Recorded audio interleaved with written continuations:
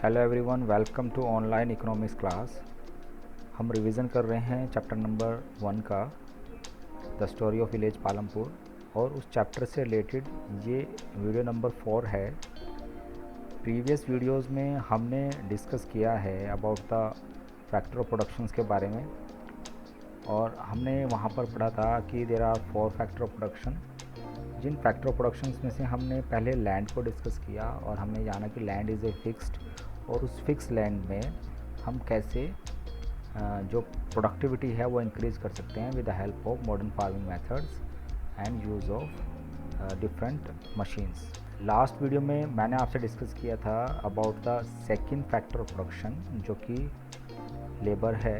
अगर हम कैटेगराइज करें कि मार्जिनल फार्मर्स, स्मॉल फार्मर्स और बिग फार्मर्स को, तो वो कहाँ से या किस तरह से लेबर को ऑर्गेनाइज करते हैं अपने वर्क के लिए। तो हमने ये स्टडी किया कि जो मार्जिनल फार्मर्स हैं, मतलब जो स्मॉल से भी छोटे फार्मर्स हैं, क्योंकि उनके पास प्लॉट ऑफ लैंड एरिया कम होता है, तो उनकी फैमिली अपने आप ही वर्क करते हैं। देन हमने स्टडी किया कि जो बिग फार्मर्स होते हैं, जो लेबर का वर्क है वो अपने फार्म लेबर के थ्रू कराते हैं, या फिर जो स्मॉल फार्मर्स हैं जब वो फ्री होते हैं अपने फार्मिंग से, तो वो उन बिग फार्मर्स के यहाँ एज ए लेबर वर्क करते हैं। और हमने ये भी डिस्कस किया था कि भाई जो लेबर का वर्क है वो फार्मिंग में धीरे धीरे कम होता जा रहा है, क्योंकि heavy dependency on the machines. Now आज की वीडियो में हम डिस्कस करेंगे about the capital need in farming. Means जो हम कहते हैं कि भाई जो थर्ड फैक्टर ऑफ प्रोडक्शन है कैपिटल, उसकी नीड कैसे कैसे होती है फार्मिंग में और क्यों ज़रूरत पड़ती है कैपिटल की। चलिए डिस्कस करते हैं। सेम पीस ऑफ लैंड पर हम प्रोडक्टिविटी इंक्रीज़ करने के लिए मॉडर्न फार्मिंग मेथड्स को यूज़ करते हैं, और ये जो मॉडर्न फार्मिंग मेथड्स होते हैं इनको यूज़ करने के लिए हैवी कैपिटल की रिक्वायरमेंट होती है, और जो कैपिटल है इसको ही मनी कहते हैं। अब क्या है, जो ज़्यादातर कौन है, स्मॉल फार्मर्स है, वो क्या करते हैं, उनके पास कैपिटल नहीं होती है और वो उसको अरेंज करते हैं थ्रू द बोरोइंग, बोरो करके। बोरो कहाँ से करते हैं, they borrow it from the large farmer. वो लार्ज फार्मर से इसको बोरो करते हैं, या फिर अगर लार्ज फार्मर से बोरो नहीं करेंगे तो उनके पास दूसरा ऑप्शन है मनी लैंडर्स हैं, और या फिर ट्रेडर्स हैं। ट्रेडर्स मीन्स जो सप्लाई करते हैं वेरियस इनपुट्स फॉर कल्टीवेशन। जैसे कोई फार्मर है और उसे ड्यूरिंग द फार्मिंग नीड है HY सीड्स की और पेस्टिसाइड इंसेक्टिसाइड्स की, तो वो बोरो करता है इसको फ्रॉम द ट्रेडर और शॉपकीपर से। प्रॉब्लम क्या है, the rate of interest on such loans is very high.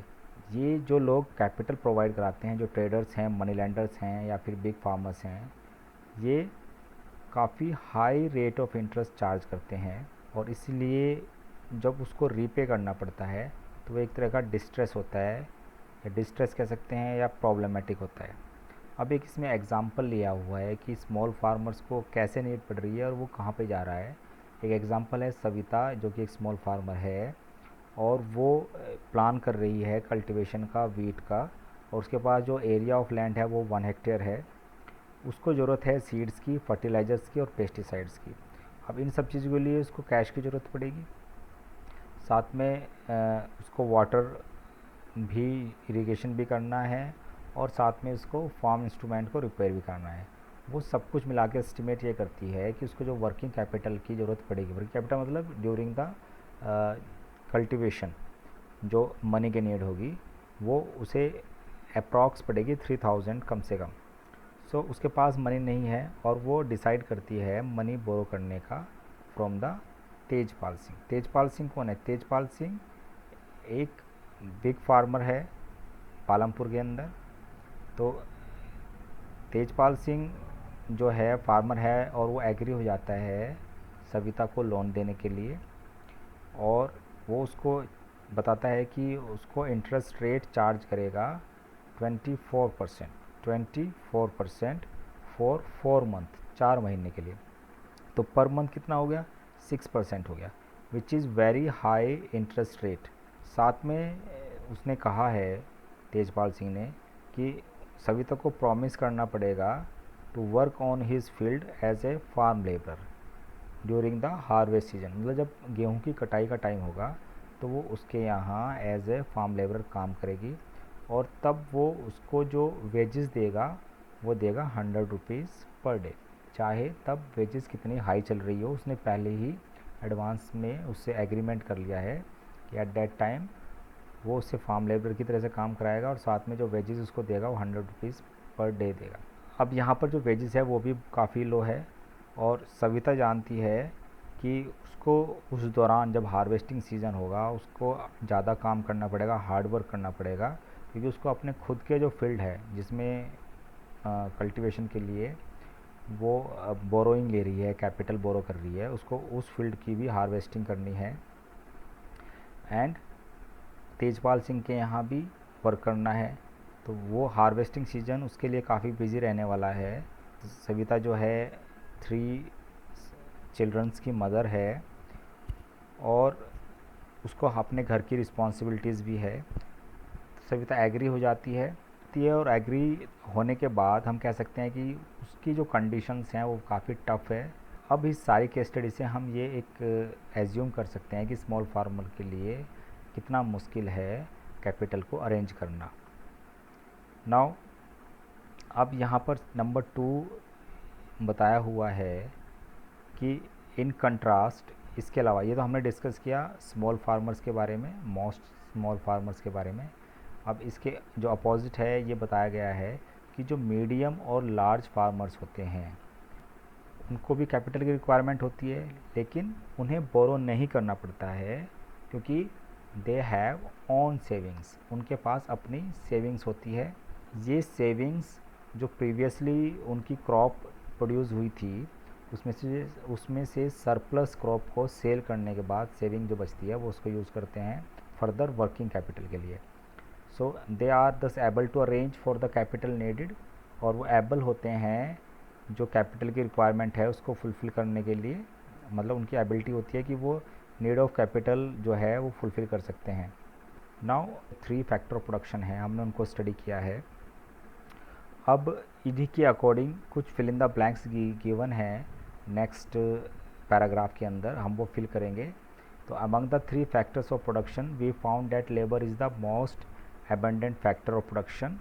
There are many people who are willing to work as farm labor in the villages, whereas the opportunity of work are limited. तो ये यहाँ पर ये explanation है कि भाई ये माना गया है कि जो फैक्टर ऑफ प्रोडक्शन है उसमें लेबर का एक फैक्टर ऐसा है जो बहुत इम्पॉर्टेंट है, लेकिन उसके अलावा एक और बात है कि जो विलेजेस में नंबर ऑफ़ फार्म लेबर्स ज़्यादा है और अपॉर्चुनिटी ऑफ वर्क कम है।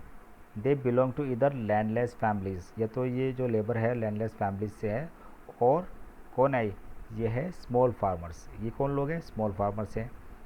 अब क्योंकि अपॉर्चुनिटी ऑफ वर्क कम है और काम करने वाले ज़्यादा है, इसी वजह से उनकी वेजेस जो है वो कम है, और कम वेजेस होने की वजह से उनकी जो लाइफ है वो काफ़ी डिफ़िकल्ट है। नेक्स्ट पैराग्राफ पे चलते हैं। इन कंट्रास्ट टू लेबर, यहाँ पर फिल इन द ब्लैंक में हम लैंड और कैपिटल दोनों ही यूज़ कर सकते हैं। तो चलिए लैंड यूज़ कर लेते हैं। Is a scarce factor of production, cultivated land area is fixed. जो कल्टिवेशन का लैंड एरिया क्या है वो फिक्स होता है। Moreover even the existing land is distributed unequally among the, यहाँ पर क्या आएगा? Unequally among the people engaged in farming. There are a large number of small farmers who cultivated small plot of lands and live in conditions not much better than the landless farm laborers। तो जो small farmers हैं उनकी भी condition लगभग landless farm labor जैसी ही है। To make the maximum use of the existing land, farmer use multiple cropping, यहाँ पर आ सकता है HYV seeds आ सकता है, and modern farming methods. Both these have led to increase in production of crops. Modern farming method require a great deal of capital. Small farmers usually need to borrow money to arrange for the capital and are put to great distress to repay the loan। मतलब काफ़ी problematic हो जाता है loan को repay करना, ये हम पहले डिस्कस कर चुके हैं।